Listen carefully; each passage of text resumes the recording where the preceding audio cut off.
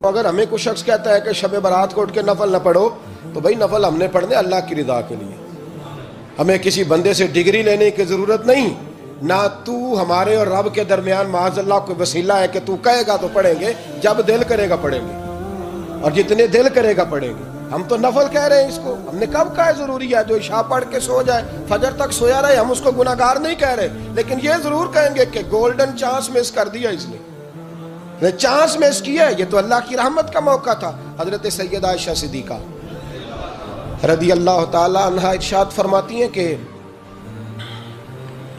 شعبان کی 15ویں رات تھی، یعنی شب برات کی رات، فرماتی ہیں شعبان کی 15ویں رات تھی، میں نے اچانک نظر ڈالی تو حضور میرے بستر میں تھے، پھر میری نظر پڑی تو حضور نہیں تھے، میرے دل میں گمان آیا، خیال آیا کہ شاید کسی اور زوجہ کی طرف حضور کا میلان تباہ ہو گیا ہو، وہاں تشریف لے گئے ہوں۔ فرماتی میں اٹھی باہر گئی تو نبی کریم علیہ السلام جنت البقیع میں تھے، قریب ایک جگہ پہ حضور دعائیں مانگ رہے تھے۔ فرماتے میں گیا تو حضور فرمانے لگے ابو بکر کی بیٹی تو نے کیا گمان کیا کہ اللہ کا رسول تیری حق تلفی کرے گا؟ عرض کی حضور آپ مالک ہیں، کہیں اور جانا چاہیں تو میری طرف سے پابندی نہیں۔ کہتی ہے وہاں کھڑے کھڑے میرے رسول کریم نے بیان فرمایا، یہ ترمذی کے لفظ ہیں، حضور نے فرمایا عائشہ یہ شعبان کی 15ویں رات ہے، مدینے میں سب سے زیادہ بکریاں بنو کلب کا قبیلہ پالتا تھا، فرمایا آج کی رات بنو کلب کے قبیلے کی بکریوں کی تعداد کے مطابق اللہ میری امت کے لوگوں کی بخشش فرما دے گا۔ یہ وہ رات ہے۔ جناب عائشہ صدیقہ رضی اللہ تعالیٰ عنہ نے بات رات کو سنی تنہائی میں، نبی پاک سے رات کو تنہائی میں حضور سے سنی، سویرے جناب عائشہ نے کل امت کو بتائی۔ اگر یہ بات اہمیت والی نہ ہوتی تو بی بی صاحبہ آگے روایت کرتی، یہ کتابوں میں آتی، یہ لوگوں کو بتاتی۔ حضرت عائشہ نے روایت کیا اور مولا علی شیر خدا نے تو کھل کے کہا، ابن ماجہ میں حضرت علی سے پیار کرنے والوں کے لیے الگ عنوان، مولا علی نے کھل کے فرمایا شعبان کی 15ویں رات کو رات عبادت کرنا اور سویرے روزہ رکھنا۔ حضرت علی کے لفظ بائی نہیں سیاستہ میں، رات کو عبادت کرنا، دن کو روزہ رکھنا۔ ویسے تو رب کریم ہر روز تہجد کے وقت پہلے آسمان پر نزول اجلال فرماتا ہے اور لوگوں کو فرماتا ہے کوئی بخشش مانگنے والا؟ اور فرمایا ہر روز تہجد کے وقت یہ اعلان ہوتا ہے، پر شب برات کو نا شروع رات سے یہ اعلان شروع ہو جاتا ہے۔ ادھر دیکھو میری طرف، مغرب سے اعلان شروع ہو جائے گا۔ اللہ کرے آپ کو سمجھ آئے، اللہ کرے آپ کو، اور بھائی یہاں باہر لوٹ سیل لگ جائے، یہاں ابھی سیل لگ جائے، 5000 والا جوڑا 1500 میں تو رش ختم ہوگا۔ اور بھائی اگر یہ لگ جائے، چلو یہ تو دور کی بات ہے نا، ہم تو لنگر والے لوگ ہیں، اگر لنگر کا اعلان ہو جائے کہ بڑا تگڑا ہے، بڑا تگڑا، ہمارے ہاں تو شادی کی روٹی کھلتی ہے تو لوگ آخری روٹی سمجھ کے کھاتے ہیں، تو شاید اللہ ماشاءاللہ یہ آخری ہے، اس کے بعد نہ ملے گی۔ جب اعلان ہوتا ہے اور دعوت ہوتی ہے کہ کھلا ہے جی کھاؤ، کیا حشر ہوتا ہے، کیا انداز ہے۔ مولا علی شیر خدا حدیث روایت کرتے ہیں، رنگ کیا ہے؟ فرمایا باقی راتوں میں نا تھوڑا سا پیکج ہوتا ہے، تھوڑا سا، آخری حصے میں رات کے شب برات کو نا رات چڑھتے ہی اللہ پہلے آسمان پر جو اس کی شان کے لائق ہے نزول جلال فرماتا ہے، اور پہلا جملہ یہ فرماتا ہے کوئی معافی مانگنے والا؟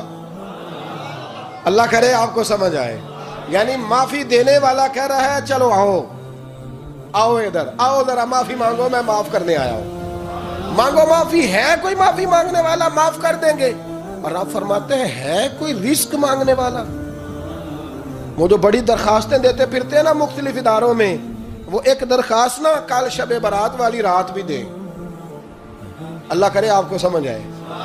وہ جو کہتے ہیں نا بڑی بڑی کمپنیوں میں نے اپلیکیشن جمع کرائی ہے تو کہیں کام نہیں بن رہا تو نسخہ دے رہا ہوں، ایک اپلیکیشن کل رات بھی جمع کراؤ انشاءاللہ کام بن جائے گا۔ اور میں نہیں کہہ رہا، مولا علی شیر خدا فرما رہے ہیں، اور وہ خود نہیں فرما رہے، وہ نبی پاک کا فرمان نقل کر رہے ہیں، اور وہ رسول اللہ صلی اللہ علیہ وسلم کی بات نہیں بیان کر رہے، وہ کہتے ہیں رب فرماتا ہے کوئی روزی مانگنے والا؟ سارے سیٹھوں، نوابوں، جاگیرداروں کے پاس جا جا کے تھک گئے ہو، ایک دن میرے کہنے پر، ایک رات، ایک دیہڑی ذرا شب برات والی لگا کے تو دیکھو، پر شرط یہ ہے کہ یقین کامل ہو، ارادہ یہ، مطلب اللہ معاف کرے آپ نے ناراض نہیں ہونا، لیکن وہ ماحول اس طرح کا ہے کہ شب برات کو ایک دو ساتھی کو کہا رات کو عبادت کر کہتے جی وہ تو ٹھیک ہے پر سویرے چھٹی نہیں، کام کرنا ہے. یعنی رب کہہ رہا ہے کہ تو آ جا شب برات کی رات، جو مانگے گا وہ تجھے. لیکن یہ ادھر نہیں توجہ کر رہا، یہ کہتا ہے سویرے 10 بجے دکان نہ کھلی تو مشکل ہو جائے گی، دفتر نہ گیا تو حالات. آپ دیکھیں ذرا، اب جب یقین اس طرح کا ہو تو پھر تو بھائی ساری زندگی اداروں میں درخواستیں دینی ہے. پھر آپ جیسا آپ کا مزاج ہوگا، اللہ تعالیٰ تو بندے کے گمان کے قریب ہے. تو میرے رسول پاک علیہ السلام نے ہمیں یہ میسج دیا، پیغام دیا، فرمائے اس رات جو اولاد مانگے گا رب اسے بھی عطا فرمائے گا. اس رات جو اللہ سے بخشش مانگے گا اللہ اسے بھی دے گا. اس رات جو رب کریم سے عزت مانگے گا اللہ اسے بھی عطا کرے گا. شارحین نے لکھا اس رات جو رب سے پردہ پوشی مانگے گا اللہ اسے پردہ پوشی بھی عطا کرے. جو جنت کا سوالی ہوگا رب اپنے فضل سے عطا فرمائے گا. کوشش فرمائے. 10 محرم کو ہمارے ہاں لوگ جاتے ہیں قبرستان، وہ کسی حدیث سے ثابت نہیں، میں منع نہیں کر رہا، جائیں 9 محرم کو جائیں، 10 کو جائیں، 11 کو جائیں، 8 کو جائیں، سفر میں جائیں، ربیع الاول میں جائیں، قبرستان میں جب بھی جائیں منع نہیں ہے. لیکن شب برات والی رات تو خود رسول کریم گئے ہیں نا قبرستان. اب جو بات میں نے سمجھانی ہے اس کو سمجھیں. نبی پاک کی والدہ کا مزار نہیں ہے وہاں جنت البقیع میں. حضور کے کو بھائی بہن حضور کیا کرنے گئے؟ امت کی بخشش کے لیے گئے. شب برات کی رات لالچی نہ بنے کہ صرف میں نے اپنے لیے روزی مانگنی ہے، کل امت کے لیے مانگے رب کریم سے. مانگے اپنے بھائی کے لیے، مانگے اپنی بہن کے لیے، مانگے اپنے بیٹے کے لیے، مانگے اپنی بیٹی کے لیے، مانگے اللہ کریم سے. یہ مانگنے کی رات ہے. پچھلی راتی رحمت رب دی کرے بلند آوازہ، بخشش منگن وارے کارن کھلا جے دروازہ. آئیں اللہ کی بارگاہ میں اس رات کو کھل کے دعا مانگیں. قبرستانوں میں نا کچھ قبریں ایسی ہیں کہ جو بتاتی ہیں کہ سالوں بیت گئے ہیں کوئی آیا نہیں. کچھ قبریں بتاتی ہیں. اور کچھ بڑے قبرستان بڑے شہروں میں ایسے بھی ہیں کہ جن کا گورکن کہتا ہے کہ مجھے کمیٹی نے کہہ دیا ہے جہاں 4-5 سال کوئی نہ آئے وہاں نئی قبر بنا دیا کرو. وہاں نئی قبر بن جاتی ہے معاذ اللہ. او بھائی کچھ ہیں ایسے، کچھ ہیں. یہ جائیں نا اکبر بادشاہ یہاں لیٹا ہے لاہور میں تو شعر لکھا ہوا ہے بر مزارے ماں غریباں نے گلے پروانہ سوزز نے صدائے بلبلے. فارسی کا مقولہ لکھا ہے اس کی قبر پہ، کہتا ہے میں وہ غریب ہوں. اعلیٰ بادشاہ ہے مقبرے میں لیٹا ہے، کہتا ہے میں وہ غریب ہوں کہ نہ یہاں کوئی پروانہ آتا ہے نہ بلبل آ کے گیت گاتی.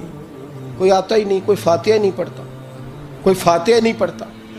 وہ بھائی کئی قبریں ایسی ہیں جن پہ سالوں بیت گئے کوئی لوٹا نہیں.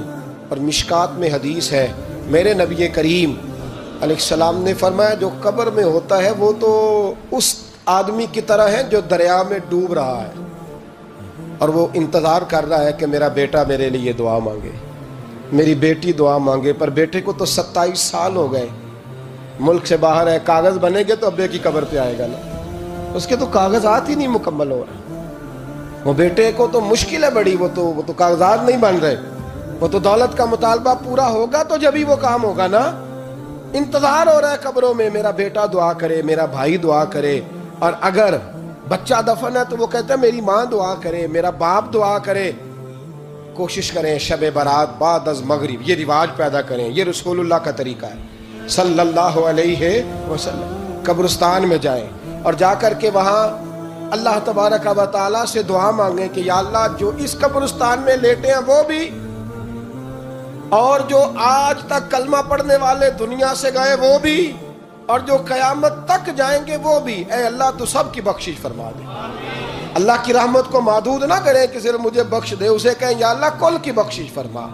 ساری امت کے لیے دعا کریں. شب برات کی رات نفل پڑھیں. ہمارے ہاں محفل ہوتی ہے ہر سال الحمدللہ، بڑے شوق سے بڑا خوبصورت ہم اہتمام کرتے ہیں. لیکن میں اکثر دوستوں سے کہا کرتا ہوں کہ جن کو اکیلے میں نفل پڑھنے میں مزہ آئے وہ اکیلے میں پڑھیں. کتنی کھلی بات کر رہا ہوں. میں پابند نہیں کر رہا کہ آپ یہاں آئیں گے محفل میں آئیں گے ضروری ہے. بھئی آپ کو اکیلے میں مزہ آتا ہے نا. کچھ لوگ تنہائی میں ہوں تو دل زیادہ لگتا ہے، وہ تنہائی میں کریں اللہ اللہ کوئی حرج نہیں. لیکن کچھ ایسے ہیں کہ نعت سنتے ہیں تو دل نرم ہوتا ہے، تقریر سنتے ہیں تو دل نرم ہوتا ہے، تو جن کا اس طرح نرم ہوتا ہے وہ مسجد میں آئے، بات سنے۔ کچھ کو سب کے بیچ بیٹھ کے رونا آتا ہے۔ حضرت سعدی شیرازی فرمایا کرتے تھے کچھ لوگوں کے آنسو مجھے رلا جاتے ہیں، فرماتے ہیں کچھ کی آنکھیں دیکھ کے رو پڑتا ہوں، لہٰذا میں جب بھی ذکر کرتا ہوں محفلوں میں بیٹھ کے کرتا ہوں، تنہائیوں میں مجھ سے نہیں ہوتا، تو جس سے نہیں ہوتا وہ آئے نا، مسجد میں آئے، رات عبادت کرے، کل مغرب سے پہلے پہلے کام سمیٹ لیں سارے، اور مغرب کے بعد یہ رات شروع ہوگی، مغرب کے بعد ایک چھٹی کر لو اللہ رسول کے لیے، کر لیں گے انشاءاللہ تعالی ایک چھٹی، اور توبہ کی رات ہے یہ، توبہ کرنی۔ توبہ کس کو کہتے ہیں؟ توبہ کا معنی ہے پچھلے گناہ پر پچھتانا، شرمسار ہونا، کہتے نہیں اے کاش میں نہ کرتا، اور وہ لفظوں میں نہیں، جملوں میں نہیں، توبہ رٹی رٹائی نہیں، شرمسار ہونا اور آئندہ گناہ نہ کرنے کا پکا ارادہ کرنا، اس کا نام توبہ ہے۔ دیکھیں اللہ تعالیٰ فضل کرے، میں نے پچھلے سال کہا تھا، پھر کہتا ہوں، مسجدوں سے نا شب برات کی رات، شب قدر کی رات چیخوں کی آوازیں آتی ہیں، لوگ اتنا روتے ہیں نا، رونا چاہیے، کم روتے ہیں زیادہ رونا چاہیے، لیکن سوال یہ ہے کہ اتنا زیادہ لوگ شب برات کی رات روتے ہیں، کیا پھر سویرے بددیانتی ختم ہو جاتی ہے؟ جو رات مسجد میں کھل کے رو کے آیا ہے اس کا پروگرام ہے نا کہ اب ملاوٹ کبھی نہیں کرے گا، اب گاہکوں سے جھوٹ کبھی نہیں بولے گا، اب وہ بددیانتی کا معاملہ کبھی نہیں کرے گا، لیکن رات روتا بھی رہے اور سویرے پروگرام یہ ہو کہ میں نے پھر لوگوں کو فریب دینا ہے، داؤ لگانا ہے، تو اس نے توبہ کیا رات کے، یہاں بس یہ ایکٹنگ کر کے لوٹ آیا، یعنی بڑی سجا بنا کر کے سوار کر کے رات توبہ کی۔ کیا مطلب ہے توبہ کا؟ کہ توبہ آپ نے کی۔ حضرت حسن بصری سے کسی نے کہا توبہ کیا ہے؟ فرمانے لگے توبہ یہ ہے کہ جس گلی سے رب نے تجھے منع کیا ہے دوبارہ پھر تو اس گلی میں نظر نہ آئے، تو نظر ہی نہ آئے، اور جس جگہ جانے کا رب نے تجھے حکم دیا ہے پھر تو دوبارہ وہاں سے غیر حاضر نہ ہو۔ اگر یہ پروگرام ہی نہیں، ارادہ ہی نہیں، بچے ایک تو مجھے کہنے لگے کل حضرت صاحب توبہ کے موضوع پر ہم نے گفتگو کرنی ہے، تو کوئی باپ بتائے کہاں پہ ہے، کچھ بچے شاگرد ہیں، کچھ مسجدوں میں جمعہ پڑھاتے ہیں، ایک نے مجھ سے کہا، تو میں نے کہا بیٹے پہلے مسجد میں جاؤ، 2 نفل پڑھو، توبہ کرو، توبہ کا ارادہ بناؤ، یہ رسم نہیں ہے۔ وہ نعت خان بھی تو توبہ کر لینا جو شب برات کے دن لوگوں کو توبہ کرانے آیا ہے اور 25,000 کا سودا کر کے آیا ہے، تو آج اس کام سے تو توبہ کرنا، یہ نوٹ پھکوانے سے تو توبہ کرنا، یہ رسم ہے؟ ساری رات توبہ توبہ توبہ توبہ، یہ کیا معنی ہے اس کا؟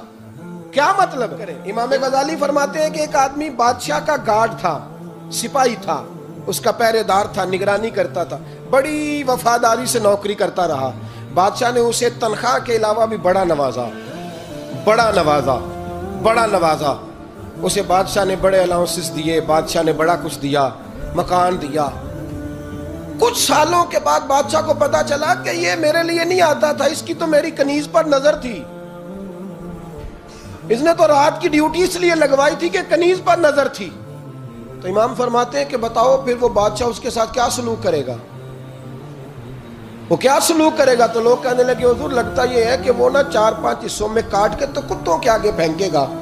آپ فرمانے لگے میرا رب تو بڑا ہی قریب ہے، وہ تو ایسے نہیں کرتا، لیکن بتلاؤ اگر اسے پتا چلے تو یہ رسم کے لیے آیا ہے، اس کی تو نظر ہی مال پہ ہے، یہ تو سویرے بدلے گا نہیں، یہ تو دھوکہ دے رہا ہے، یہ تو توبہ کرنے آیا ہی نہیں، اس نے تو ڈھونگ رچایا ہے، اسے تو پہلے سے خبر ہے، تو پھر تم کیا امید رکھتے ہو؟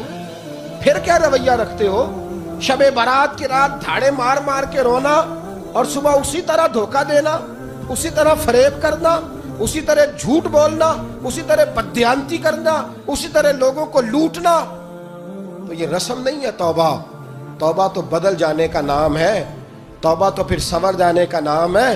توبہ تو اس طرح ہے جس طرح حضرت ابراہیم ابن ادھم نے کی تھی، وقت کے بادشاہ تھے بادشاہ، جب توبہ کی تو پھر ہر چیز چھوڑ دی، پھر مال لوگوں میں بانٹ دیا اور پھر ٹاٹ کا لباس پہن کر زندگی گزاری۔ لوگوں نے کہا حضور یہ تبدیلی ہے؟ فرمایا تبدیلی نہیں، یہ میری توبہ ہے، یہ میری توبہ ہے۔ جب توبہ کی تو پھر بدل کے کی، جب توبہ کی تو پھر تبدیل کیا آپ نے۔ یہ کیا توبہ ہوئی؟ ساری رات روتے رہے، سویرے دکان پہ جا کے پھر قسم اٹھائی کہ مجھے تو پڑتا ہی 11,000 کا ہے، یہ توبہ ہے؟ تو آپ نے اور میں نے توبہ کرنی ہے تو انشاءاللہ تعالیٰ اس طرح کرنی ہے کہ پھر 15ویں شعبان کو بدل جائے۔ یہ جو موقع آتے ہیں نا شب برات کے، شب قدر کے، یہ بنیادی طور پر اللہ تعالیٰ کی طرف سے دی ہوا موقع ہوتا ہے کہ چلو تمہیں چانس دیتے ہیں، تمہیں چانس دیتے ہیں، پابندی کوئی نہیں، لیکن رب کی طرف سے نا موقع ملتا ہے، چلو تمہیں ایک موقع دیتے ہیں، چلو اپنے آپ کو کلیئر کر لو، تمہیں موقع دیتے ہیں۔ یا اللہ کیا کرے؟ کچھ بھی نہیں، آ کے نا سچے دل سے 2 رکعتیں پڑھ کے توبہ کرو، عرش کا مالک پچھلے سارے ہی معاف کر دے گا۔ کچھ بھی نہیں، آؤ موقع ہے۔ ان لوگوں کی باتوں پہ نہ جائیں جو بلا وجہ پریشان کرتے ہیں۔ ہمیں بھی روز ہی سوال آتے ہیں، دل نہیں کرتا، کچھ باتیں ایسی ہیں جو کرنے کو طبیعت نہیں چاہتی، میں کروں گا بھی نہیں۔ لوگوں کو شب برات کا حوالہ بھی نہیں مل رہا، حالانکہ ترمذی شریف میں حدیث موجود ہے، صحاح ستہ کی روایت ہے، ترمذی میں موجود ہے۔ پہلے کہتے ہیں صحاح ستہ سے دکھاؤ، جب صحاح ستہ سے مل گئی تو اب اور کدھر جانا ہے؟ اور ابن ماجہ میں موجود ہے مولا علی کی روایت، اور ذرا ترتیب دیکھیے گا، یہ ترمذی کی حدیث ہے، امام ترمذی نے تو پورا باب باندھا ہے 15ویں شعبان پر، پورا باب۔ اب تمہاری مرضی ہے، اگر تم نہیں بات کو سمجھنا چاہتے۔ اور مجھے پتا کیوں یہ شب برات کیا لگتا ہے، مجھے کبھی کبھی یوں لگتا ہے کہ رب فرماتا ہے کہ رمضان سے 15 دن پہلے ہی پکی سچی توبہ کر لے، تیاری کر، پاک صاف ہو جا، تاکہ جب رمضان آئے نا تو پھر تجھے پاک ہونے کی ضرورت نہ پڑے، بس پھر تو آتا جائے اور میں تیرے اوپر رحمتیں نچھاور کرتا جاؤں۔ بس تو پہلے ہی تیاری کر، 15 دن پہلے ہی، 14 دن پہلے تیار ہو جا۔ کل رات اپنے آپ کو ذہنی طور پر تیار کریں، بچوں کو تیار کریں، گھروں کو تیار کریں۔ اب جب مہمان آتے ہیں نا بڑا کچھ کرتے ہیں، شب برات آئے تو مصلی ایک دفعہ دھویا کریں، ایک دفعہ مصلی دھویا کریں۔ فرش دھوتے ہیں نا، مہمانوں نے آنا ہے تو ایک کمرے کا فرش دھو کے صاف کریں کہ خواتین نے یہاں ساری رات نماز پڑھ لی، یہ ارادے بنائیں۔ جس طرح آپ کہتے ہیں نا رات کو سفر کرنا ہے تو دوپہر میں تھوڑا آرام نہ کر لوں تو کل دوپہر میں آرام کر لیں، تاکہ رات کو رب رب کرنا آسان ہو جائے، اللہ کی بارگاہ میں بیٹھنا آسان ہو جائے۔ مکمل طور پر ذہنی طور پر اپنے آپ کو تیار کریں۔ یہاں بھی محفل ہوگی انشاءاللہ، عشاء کے متصل بعد شروع ہو جائے گی، 12 بجے تک محفل چلے گی، پھر 12 بجے کے بعد نماز تسبیح پڑھی جائے گی، پھر 1 بجے پھر دوبارہ آپ کو اجازت دی جائے گی، کوئی انفرادی طور پر گھنٹہ سوا اپنی الگ سے کوئی عبادت کرنا چاہے تو وہ تب بھی ممکن ہو، جیسے آپ کو موقع بنے۔ میں کہہ چکا ہوں، لیکن وقت ضائع نہ کرنا، گولڈن چانس ہے، اس کو مس نہ کرنا، یہ شب نجات ہے، اس کے ضرور قریب جانا۔ رب کریم سمجھنے کی توفیق عطا فرمائے۔ آخر دعوانا ان الحمدللہ رب العالمین۔